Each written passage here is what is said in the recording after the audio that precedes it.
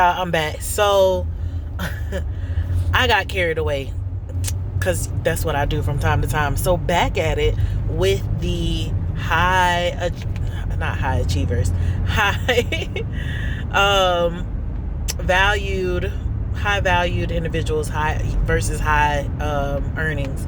So in the first one I talked about high earnings. I talked about the divide between men and women, and how society, when you are a high achiever, or high earning, excuse me, when you are a high earner for as a male, it's congratulated. Your life still goes on. It's this kind of like this expectation that you can still maneuver and do as you please. You're still looked at as valuable in some senses.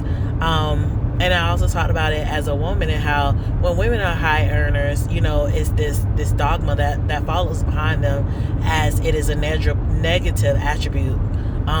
Some women are still very successful with it. They still are able to have families, whatever else. But there's just this dichotomy between the male and the female in that respect. However, when I was in my room today, one of the things that I was talking about, and one of the things that I stated, is that not all high earners are high valued individuals. And of course, you place your own value on yourself, and you have to have some core values of how you want your life ran, and different things. So that is going to shift some for you. But when we talk about valuable individuals, some of the things that came up, especially like in my room and in my research, was like what made a person valuable is them being charismatic, them being a leader, them what were actually, y'all, instead of me sitting up here trying to guess and trying to remember real quick. Sorry, y'all. Look, I'm trying to figure it out real quick so I can say it. Hold on. All right, y'all, I'm back. Sorry for all of that.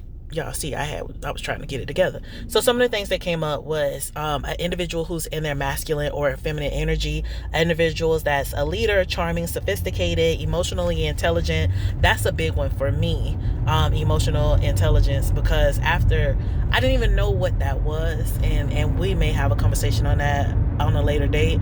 I didn't even necessarily know what that was, but as I read the book, there's a book called Emotional Intelligence, and I talk about that in another video. And there's also one like the 4 Agreements. When I read these books, I was like, oh, people really have to read about these things. Like, it's not a given for everybody. And then of course, when you start dealing with people and individuals, you're like, yeah, it's really not a given for everybody. So I'm definitely grateful for my parents and extended family for instilling emotional intelligence in me. Yes. So outside of that, some other things that came up and that makes people valuable is them being purpose-driven or motivated, them taking care of themselves and having compassion for others, having high self-esteem. And again, I talked about that, and talked about sometimes your self-esteem can vary and like anything, go up and down, but for the most part, you carry yourself a particular way. Like, you have high expectations for yourself, you achieve the goals that you set for yourself, so forth and so on. It can be a number of things, but whatever it is to you, make sure that you understand that for yourself. Being assertive, or why is the word domineering coming up for me? Anyway, I don't know, but being assertive as an individual, being growth mindset, being responsible, taking care of your responsibilities, being a provider, and having your own value system.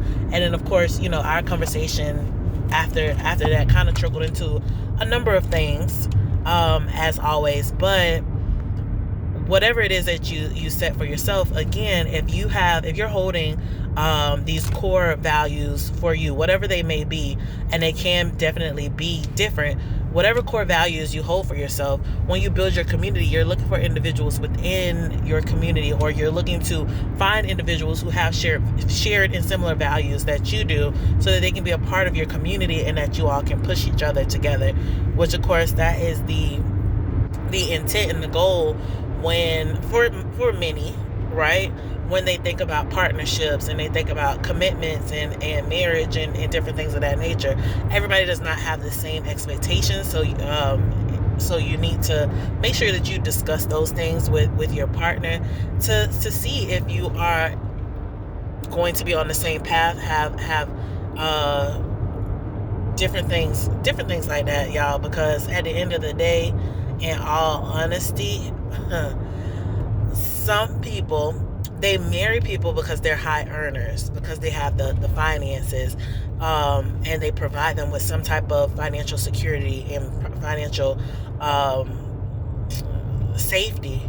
But then when they get into these different relationships, sometimes they find themselves in a place where they realize that this marriage, this agreement, this contract that I have now entered into with this individual, that this person does not fit well with how I hold myself, what I carry as my own integrity.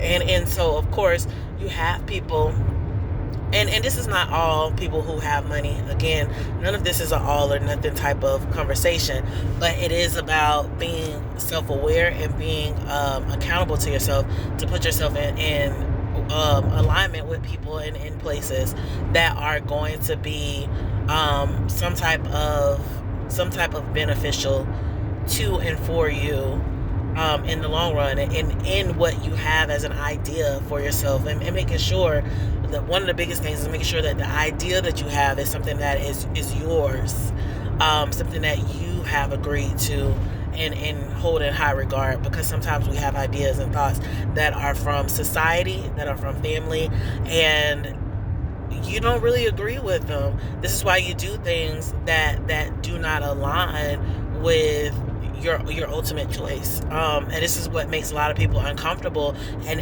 in a place that eventually they get into a place where they have midlife crisis and different things like that. They feel devastated in their life, they feel underappreciated, they feel unheard, all these different things, and they go through life trying to figure out why did it turn out the way that it did, not realizing that they haven't truly uncovered their own personal issues with themselves, with who they have become, because they have not figured out that there's just certain things that they really do not want, or that they really do not want to subscribe to. And so, in my program, in one of my programs, this is what we go through. It's a process that we go through to identify some of these main thoughts that we have set as Bible, as truth, as a pillar in our lives, and to really pinpoint where it came from, whether it is through family, community, social,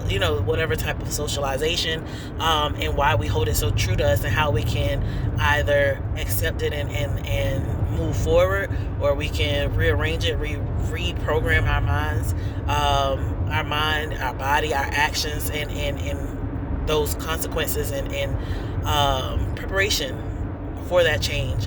Because what a lot of people don't understand is that, and build community, that's always number one for me, because a lot of people don't understand that when you go through certain changes, when you go through certain upliftments, when you go through certain turmoil, you want to actually have people along with you who have experienced those things, who have either experienced it, who are more open-minded to it, who will support you in the times that you need support, who will just be a listening ear without any backlash, without anyone saying, well, I told you not to do this, X, Y, and Z. Sometimes, you just need the right group of individuals around you. And so that's what I do. I build community. I am thriving in my community. I'm becoming a better individual myself. I'm getting back on track for a lot of things. I'm so excited.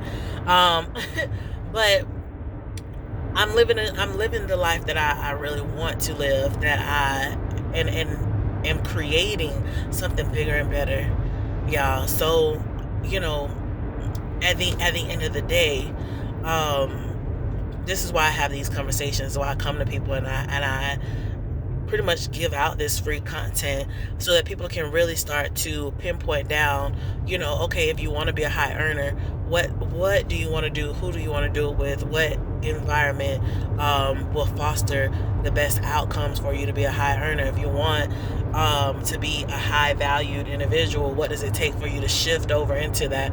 Or what have you already been doing that has you acclimated into that? And realizing not only your potential, because people love to be in potential, but realizing what is actually there with you and how you are actually moving to make sure that you stay in alignment with what you want for yourself.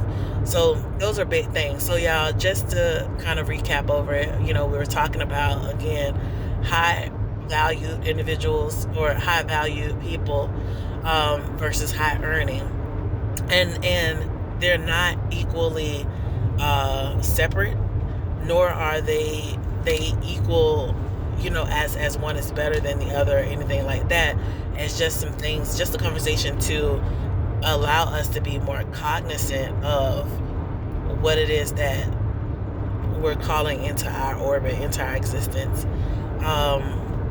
But yeah, y'all, I had to pause for a minute and think about that. Think about that thing, because I was like, I know I done I done talked. I know I done got a little off topic. It happens, y'all. I do that from time to time, but it's okay, because I get it back together and get you where you need to be.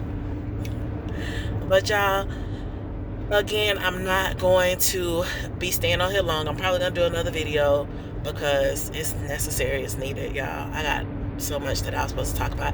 Oh, and as I was looking through one of my books, trying to find the stuff, I realized I was in the wrong book. So my other book had some different notes and stuff that I wanted to go over and talk about. Y'all, really, I legitimately just be writing down topics and then I get on here, and yes, I do, for a large percentage of the time, just free flow off of some of the ideas that are in my mind. So yes, it does go a little off to the side, but that's just who I am.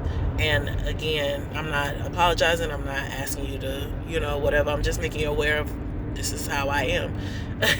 So I'll be back at some point. Look, y'all, look at another video. You watching this today, you'll see another one tomorrow, maybe later today, I don't know. But y'all have a good day, good morning, good afternoon, good evening, good night, whatever it is for you when you see this video. I love y'all. Just know I love you. Just know I love you. Hey, y'all, have a good day.